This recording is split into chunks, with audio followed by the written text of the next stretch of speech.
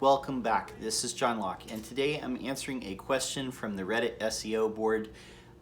This person says that they are wondering why their competitors rank better than them for blog posts. And what they say is very interesting, so let's look at it. They say that their competitors have articles that are all about 2,000 words long. They've been around for about 6 years, and they have about 600 to 700 articles. And they say that they have about 50 articles on their site, the person who's writing, and they say they've been around for about 6 months. But their articles are about 500 words long. But they say that their articles are of higher quality because they're concise and to the point.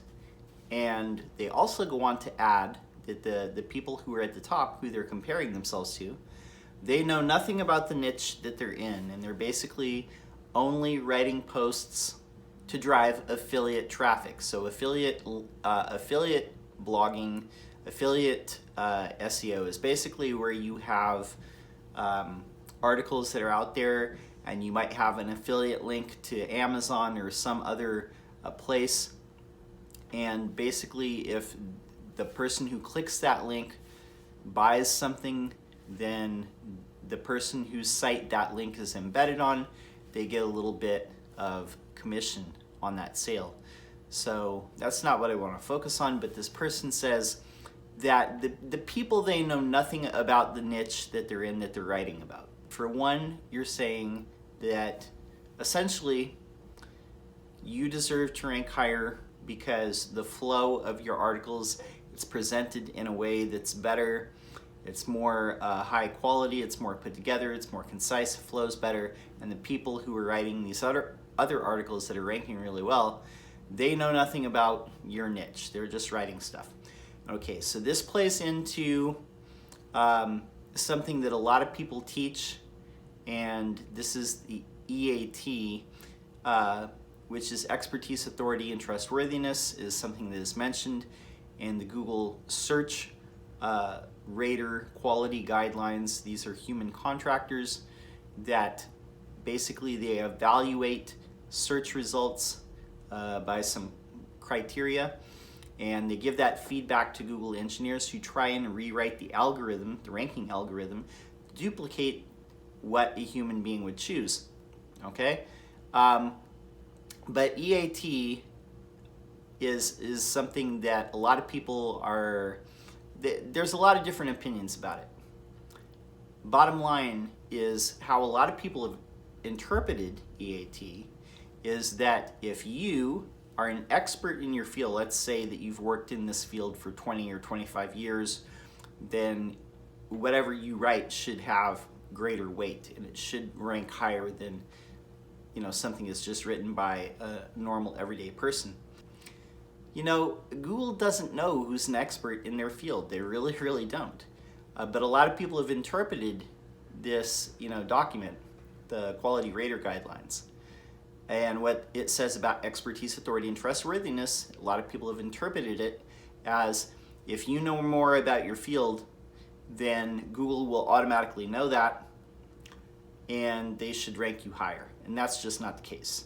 Google does not really know how to evaluate who knows what or who's an expert at scale, because there's like billions, maybe, who knows, maybe even trillions of articles on the web, and there's millions and millions of different authors. Nobody knows who writes these articles. All that Google is really looking at is, does this article match a pattern of things, of articles that seem to have satisfied people in the past when they do this particular search, this search query. And this site that you're comparing yourself to, they have a track record that's 6 years long. They have 600 or 700 articles, as you say, and because of that, Google has established that they can send people to that site. People seem to be satisfied when it comes to that particular niche or whatever it is. And because of that, Google trusts that site. And the other part that I want to talk about, because this is a big thing It has really been a topic of discussion in SEO circles lately.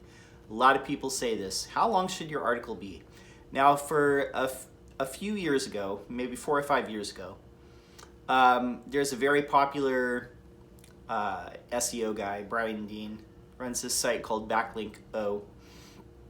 He was one of the first proteges of another famous marketer, Neil Patel, and he came up with this thing called the skyscraper theory, where in order to rank, he said that if you create content that's longer, like twice as long or twice as detailed as your competitors or whatever is ranking currently, just make it longer, more detailed, all these things, skyscrape it, build a skyscraper, then those would rank. And a lot of people bought into that. But I think what happened is people got to a point where, once you get to like, you're hitting like 1,000-word articles. Okay, now you're gonna write a 2,000-word article. Now you're gonna write a 4,000-word article.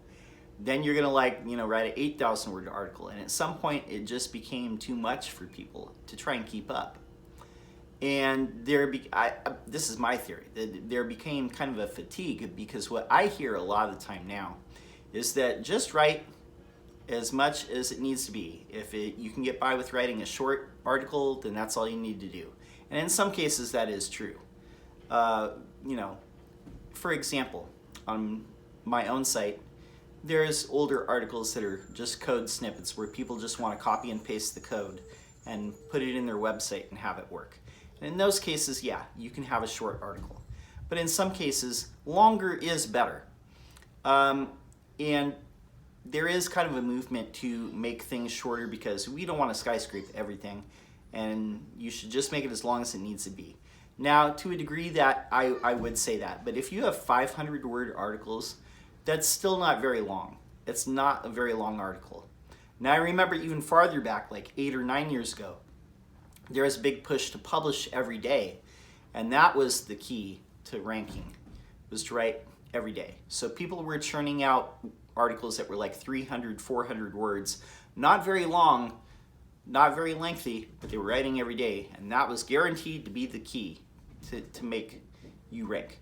Now, things do change over time, and that's why I want to point this out. I mean, it could be that you believe that your articles are better quality, they flow better, they're written better, and you might be an expert in your field, and then the people that you're going up against, they might have longer articles that are just wordy for the sake of being wordy, but they may also go into more detail. And having an article that's 4 times as long as yours, I mean, yeah, there might be some fluff in there, but there might be things in there that you need to touch upon.